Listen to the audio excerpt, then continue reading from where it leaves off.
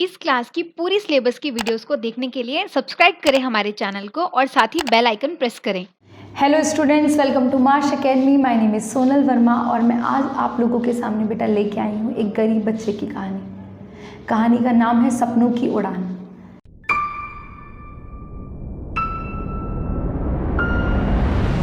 एक छोटे से गांव में एक शक्कूबाई नाम की औरत रहा करती थी। उसका एक बेटा था जिसका नाम राजेश था। वो बहुत गरीब औरत थी, बहुत गरीब थी। 2 साल पहले उसके पति का देहांत हो गया था। वो गांव के एक अमीर व्यक्ति के घर किराए के मकान में रहा करती थी।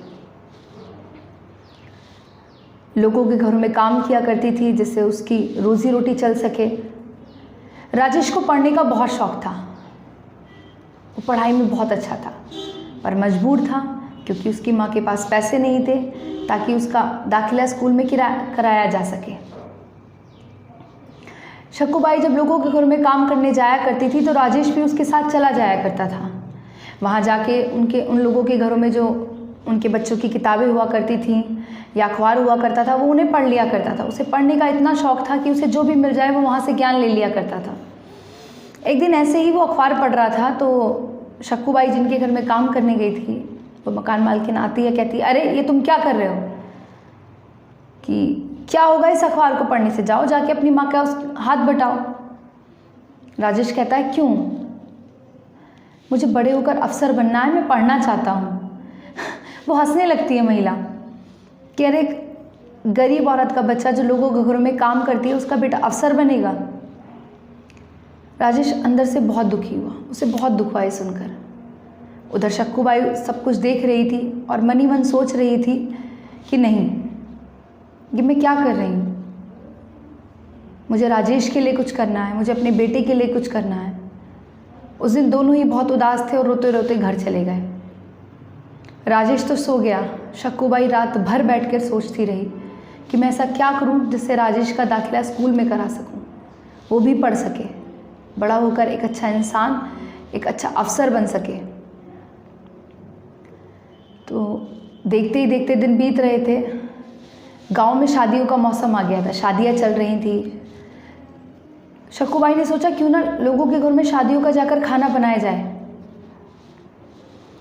उसने शादियों में खाना बनाने का काम शुरू करा। दिन भर लोगों के घरों में काम किया करती थी, रात को लोगों की शादियों का खाना बनाया करती थी।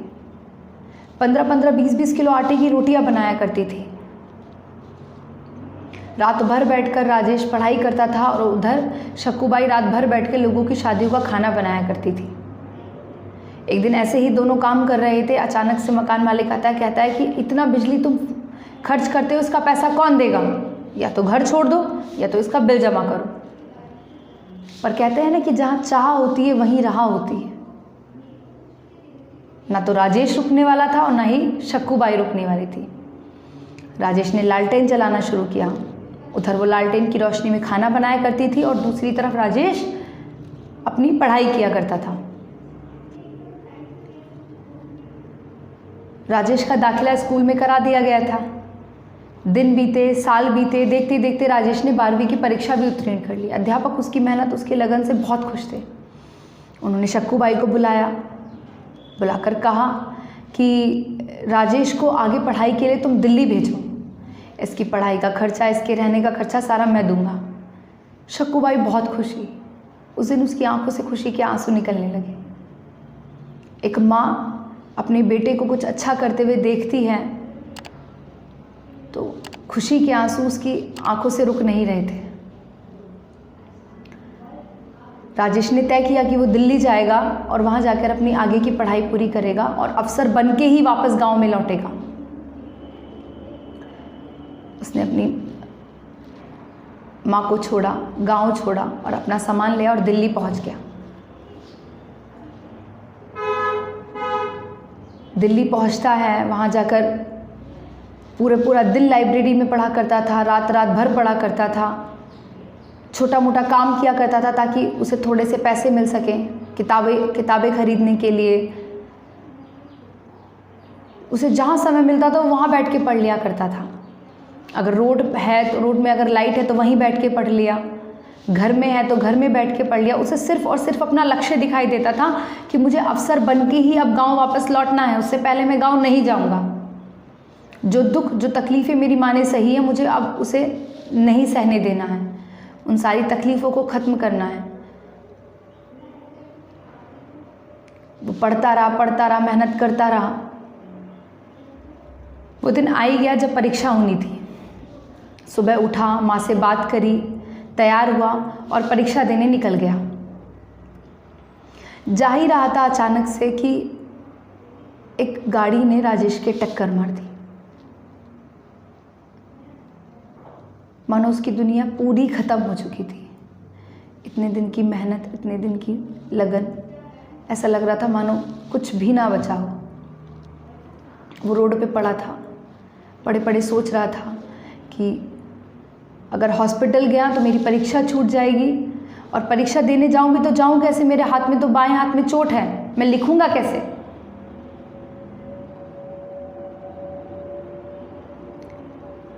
राजेश ने ठान लिया कि वो दाएं हाथ से परीक्षा देगा। वो उठा, कोशिश करी, उठा और परीक्षा भवन तक पहुंचा। जाकर वहाँ परीक्षा दी। परीक्षा देने के बाद हॉस्पिटल गया, भर्ती हुआ। उसके बाद हॉस्पिटल में भी डेली बैठ के पढ़ाई किया करता था।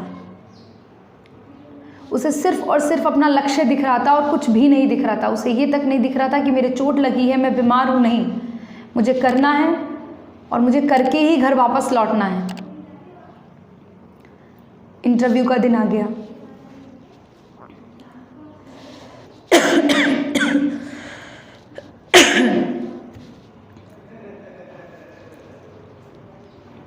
इंटरव्यू का दिन आ गया। इंटरव्यू देता है। इंटरव्यू देने के बाद सोचता है कि कुछ दिन माँ के पास चला जाता हूँ। अपना सामान लेता है और गांव चला जाता है।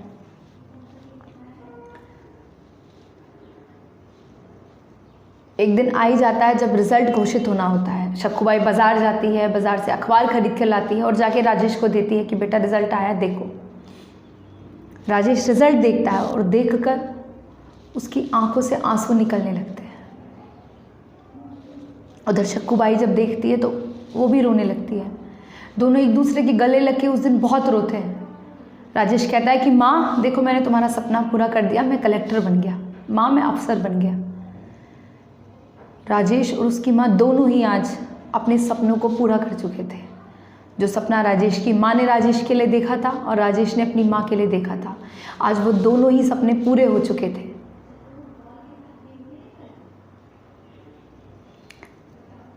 तो बस इस कहानी से हमें यही शिक्षा मिलती है बेटा कि अपने लक्ष्य को प्राप्त करने के लिए मेहनत करते रहना चाहिए। दुनिया हंसे, मजाक उड़ाए, क्या फ़र्क पड़ता है? बस अपने लक्ष्य की ओर बढ़ते रहना चाहिए। कामयाबी आपको एक दिन ज़रूर मिलेगी। मैंने आप लोगों के लिए बेटा कुछ लाइनें लिखी हैं। कोशिश करिए आप लोगों को इन लाइनों के ज़रिए बताने की कि मेहनत, लगन से हम कुछ भी हासिल कर सकते हैं, कुछ भी पा सकते हैं। कि लक्ष्य बड़ा हो या छोटा, मेहनत कड़ी होनी चाहिए। लक्ष्य बड़ा हो या छोटा, मेहनत कड़ी होनी चाहिए और मंजिल मिले ना मिले, लगन पूरी होनी चाहिए।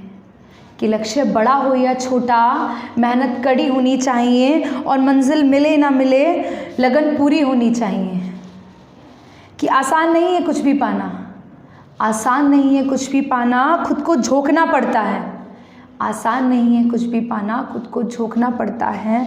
और रास्ते ऐसे ही नहीं खुलते मंजिल तक पहुंचने के, और रास्ते ऐसे नहीं खुलते मंजिल तक पहुंचने के, खुद को तपाना पड़ता है। कि रास्ते ऐसे नहीं खुलते मंजिल तक पहुंचने के, खुद को तपाना पड़ता है। और है अगर तुझ में कुछ करने का जुनून, और है अगर तुझ में कुछ करने का जुनून, तो कुछ भी मुश्किल नहीं है। और है अगर तुझ में कुछ करने का जुनून, तो कुछ भी मुश्किल नहीं है। क्योंकि सपनों को पूरा करने के लिए रातों की उन नींद भरी क्योंकि सपनों को पूरा करने के लिए रातों की उस आराम भरी नींदों को उड़ाना पड़ता है। कि मुश्किल नहीं है कुछ भी, सपनों को पूरा करने के लिए रातों की उन आराम भरी नींदों को उड़ाना पड़ता है।